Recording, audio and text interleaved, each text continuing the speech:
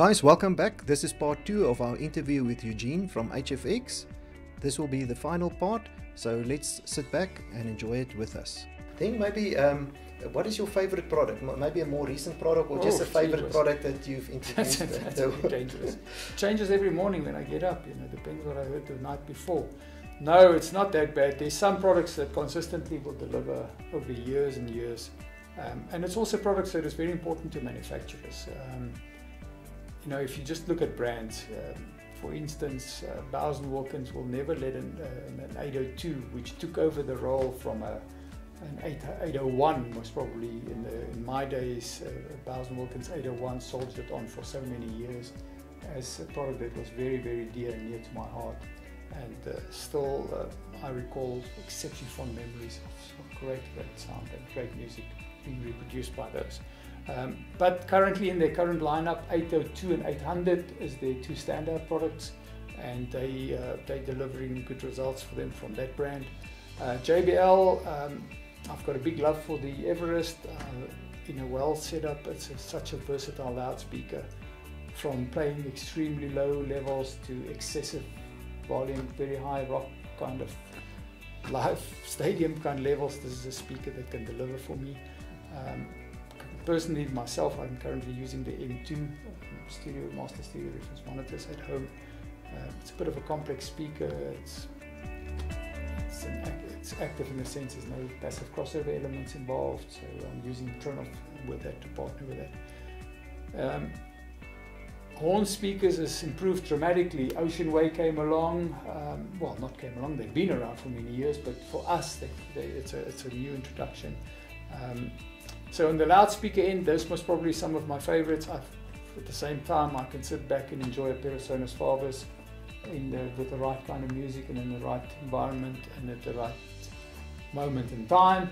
I will enjoy them thoroughly myself. They're superb, they're musical instruments, they're more than just loudspeakers. Electronics wise, wow, it's a tough call, that one. Maybe start at currently I'm using the Tech-Dust turntable. Myself, the Air Force 2, superb, married to a Kuzma arm, and I'm using some Autophon and Kutsu cartridges in between at the moment on those. The Tech-Dust, there, just in brief, the reason why I was quite willing to go back after the years, and specifically why we picked that brand. It addresses the fundamentals of turntable vibration, how we handle that, and how do we, speed stability is critical and important, surely, but also the actual vinyl, how it couples to the rest of the whole turntable, and with their system of an air bearing and the vacuum, it just absolutely made sense. All of a sudden, it's one of those moments. Yes, we're onto something here, and it's in a manner that it's manufactured reliably by the Japanese, which I implicitly trust for precision engineering and delivering a product that really is reliable and that will work and last. And that was a critical element for me for choosing Tech-Dust. Before that, we all had our Lin moments. No one can be in this industry without not having a Lin turntable at one point in time, and enjoyed it. But I think that Tech-Dust stands out. Then amplification. Wow, Mark Levinson certainly takes a very, very close number one. If a product's good, a product's good, and if that is good, it's going to work for the client, we will certainly make an effort to deliver it to the client. From Dan Agostino, returning back, years ago we were in the Krell amplification, Krell KSA 250s onto a pair of Bowers & Wilkins 801s with a good front-end CD player, maybe and a good preamp in the front. Levinson preamps has been exceptional for many, many years for us. It's one of and their CD equipment of the late 90s, early 2000s, number 31.5 CD transport, to this day, standout product. Still delivers phenomenal sound.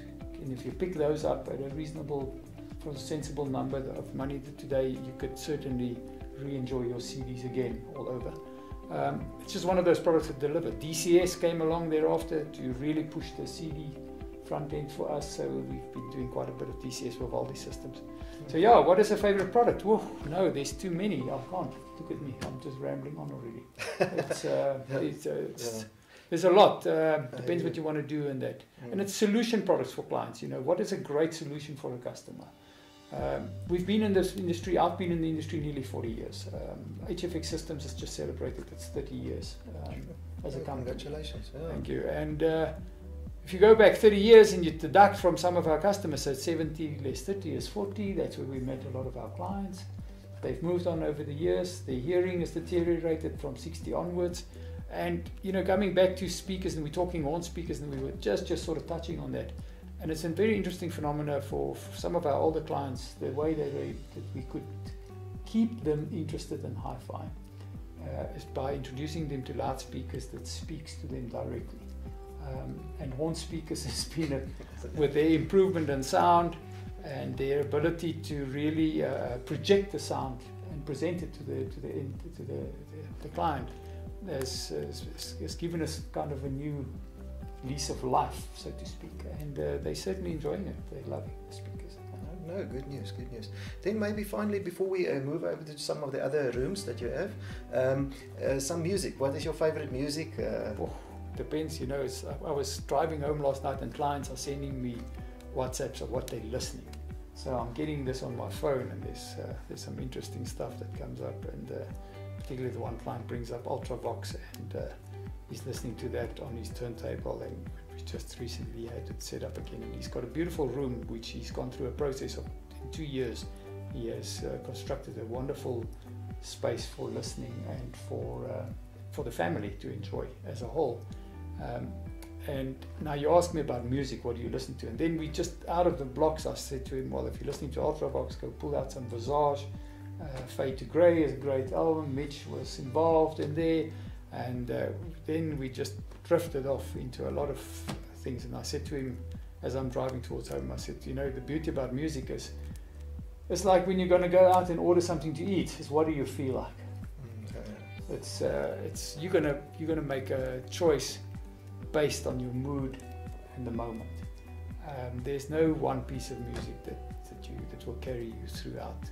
But I suppose if one has got to choose something, I would, from a genre, I must probably say, yeah, the kind of 70s and late, throughout the 70s rock has probably been a golden era for me of good music.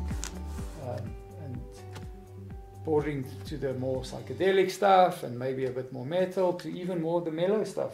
There's just unbelievable which I can, you know, from the Floyds to the Kiss to the Van Halens to the Dire Straits, up and down, all over. Yeah, it's like looking through a menu. You're going to make a choice based on what you feel like. But I'm not a big classic listener. I'm picky on classical music. I certainly. There's some pieces which is wonderful and some performances which I love, and the Mozarts are generally easy to digest and nice to listen to, and I can relate to some of that. Bit of jazz here and there, and jazz fusion, not thoroughbred jazz, more the fusion stuff. Most probably the Dave Grusin, Old Klug, those performers is my go-to favorites if I'm listening to that music. Quincy Jones, I've been stuck in a Quincy Jones phase now for a while, since I've watched the Netflix series on him, and also the going back into his older recordings. He's an amazing person, an amazing performer with an amazing history from where he came. You know, music lately, I've got obviously a vast collection of music, and I've been collecting for many years. Going back into the music now that we've got the ability to learn so much about where it came from and what it was about. In the past you had to do a lot of your own interpretation, but with information being available on the web, and you can start to search, and there's Wikipedia pages, and there's histories, and there's biographies, and there's interviews with the artists, which is available instantly. Music is starting to make much more sense to me. So I am now in a phase where I've got enough. I want to know more about what I've got. And it has been an unbelievably rewarding and satisfying process to learn more about it and understand the music better and understand who the artists were and where they came from and what they've done. I mean, silly guys, not silly guys, wonderful performers. But for us, we might have missed a bit of the Frank Sinatra era. Just going back to Frank and what he was and as a youngster and how he came about, and you know how he developed himself, going for singing lessons paying I think $1 a session or $3 a session. I mean, this is the stuff that you never knew, and you have to admire about these artists and how they grew and how successful they became. But that success doesn't just happen. There's an enormous lot of hard work, and it's the same in any industry for anything that you do in life. May that be in the business. We are the way we got to be driven. Get up in the morning, go and focus on the subject, and enrich yourself. Never ever for one moment think you've arrived and that you know it all. I think every day I realize how little I know, and that desire to know more must be there, must be present. So we now drifted from what favorite piece of music to a whole other thing. But the favorite music now is whatever I'm listening to. I really listen with purpose, meaning that I'm not sitting there and fiddling too much about how is it recorded and is it not a great this or that. If it's a great recording, it's a bonus, it's fantastic, it makes the experience just so much nicer. But understand the moment, understand the conditions, where it was recorded. I want to know about that. I want to know why does it sound like it sounds, how was it put together, and what was the artist's intention, you know. And yeah, some guys literally went and had difficulties. There's the Eva Cassidy stories. I mean, you go back to those. Just think about that girl. She had that passion and she had that drive. Unfortunately, she never lived to see the success she would have after death. It's like a sad moment. You sit there on a Sunday morning listening to that, or some Eva Cassidy, and you get drawn into that whole story, and you really appreciate the music. And then you go across to the Floyd. You go read more about Floyd, and you understand a bit more about their background and the era they came from, and what was available to them, and their musical knowledge, and how they also developed themselves. And you go and look today at Dave Gilmour today, and he's a very accomplished musician. But I mean, it wasn't like that on day one. It was a life journey, and you hear how it develops throughout the music. There's very few artists that can keep delivering. There's guys who had their moment in time that was like a peak, and it's burnout, and thereafter it was a bit flat. But in general, I enjoy music more than ever, yes, but maybe even, you know, from two sides. The performance in terms of fidelity and the hi-fi experience, but then also what can music bring to me. I had a wonderful moment with a client the other day, and you know, why is the music so important for him and what it's about. And we sat in his consulting room, and he says to me, you know, I come in here every day. I've got to give 100% to my patients. 8 hours non-stop, I focus on them, I give. When I go home tonight and I switch on my system, for that hour or 2 hours, I get. It's my time to get. I then extract out of the music. And that is and you know, when he sort of related to me, it's like a moment when you think, isn't that just true? That's that kind of re-energization of your system, and that's what music does for you. It's kind of got that healing quality, for sure, and that inspirational quality. And it's amazing if you think about music and how strong music is and what was built out of music. I mean, you look at the days of the iPod and that. I mean, they used the music as a medium to create a company, which is it's unbelievable. It's a huge success, and still music today is a big driving force for me. I agree. Yeah, and I mean, the equipment will be nothing without the music. So it's actually all about the music. Well, it starts with the music. It's the musical instrument. It's the convenience you and I want, that we want the good quality equipment to be able to reproduce what the artist can do instantaneously at that moment, in home, at night, in the morning, whenever, at the press of a button. And that is a wonderful luxury to have. You can't invite the artists over and entertain them. They're all artists, so to speak. So yeah, having a good system at home and being exposed to quality music is a I think it's a very enriching experience. And the beautiful thing is it's a family thing. It's not isolated to one. It shouldn't be isolated just to one person. Yes, the hobbyist, the true hobbyist, might pursue it to a level which is very intense, and that. But for me, the more the family enjoys it, and if I can get those moments back where you know, when a client says to me, "Well, we had a wonderful evening," or "We had friends over and we enjoyed the system," that's rewarding. You know, that's truly rewarding for me. Oh, thank you, Eugene. Sure, I think we can go on forever, and thank you for all the information that you shared with us. Maybe just as a final, I know everybody has got their favorite or their go-to record. So what is the one what is your go-to record when you get home at night and you feel, yes, I just want to listen to that one more time? Yes, right, you're putting me now in a difficult one. It's yeah, because it won't be a record that I will play the whole album of. Most probably, it's just to pull up a piece of music that kind of is inspirational, I suppose. You know, I don't know why, but the Jeff Beck guitar workshop comes up. It's an instrumental piece, but it's so beautifully put together. I enjoy that album particularly. There's some great pieces on there. Harry Belafonte is a wonderful, I know the kids enjoyed, maybe that's why I listened to that. And yeah, we spoke about Earl Kluk earlier. I can slip on an Earl Kluk and really enjoy. And then a Paul Simon also talks to me. But now that I've got a bit of time to think quickly, I say I'll pull out one of the very early Neil Diamond albums, Stones or something like that. Simple, beautifully recorded. Crude stereo, left, right, but pure enjoyment. Absolutely good voice, good guitar, beautiful, simple. He's put together a song with meaning, you know, sensible stuff. Yeah, I think I'll have to say that was probably the early Neil Diamond stuff. I'll pull out. Yeah, enjoy. Yeah, good. Then just maybe a final question. I know that we can. How many finals have we got? Yeah, here, right? So this is my final, and I know, but guys, I know a while back. Remember the days of the direct cut.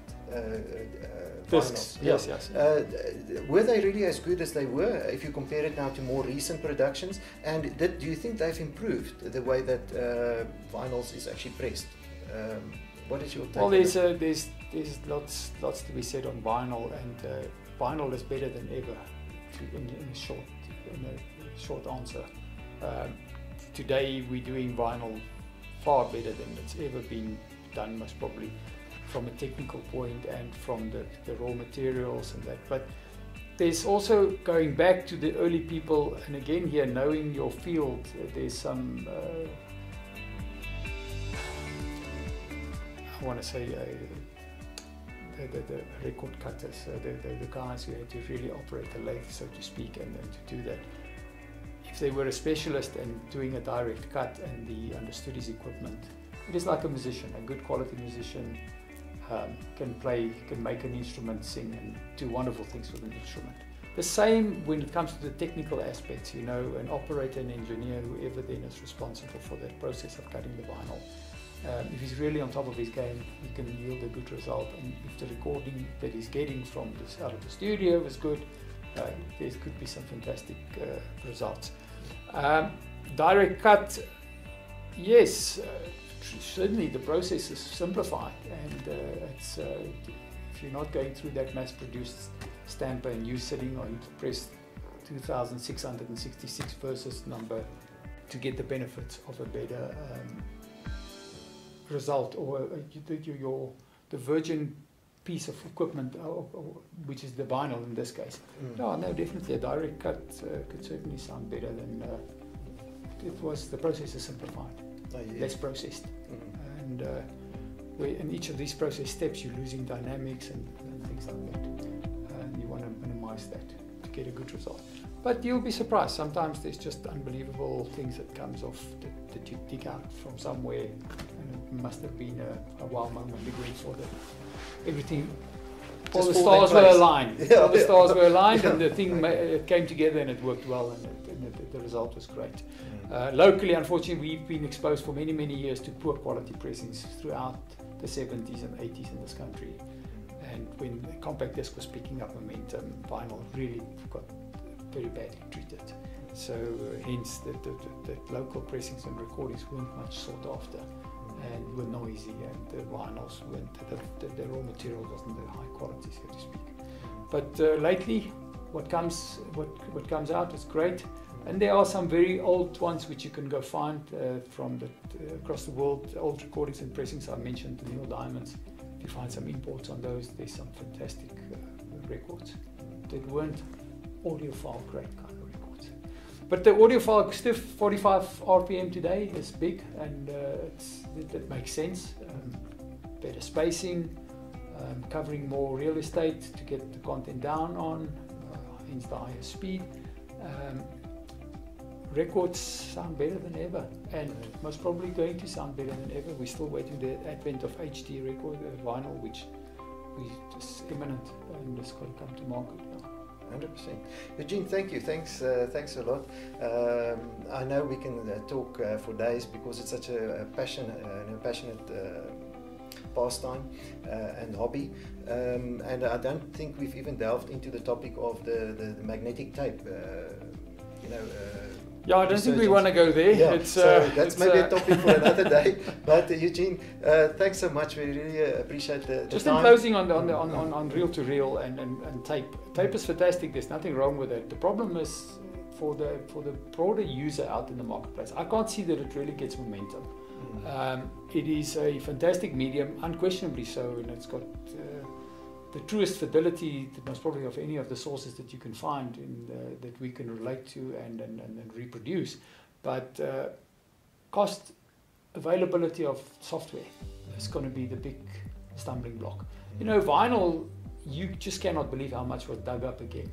I don't know if the archaeologists dug it up or it came out of storage, out of houses. So there's a lot of vinyl around. There's not a lot of reels to tape around. Do you know of anyone? No.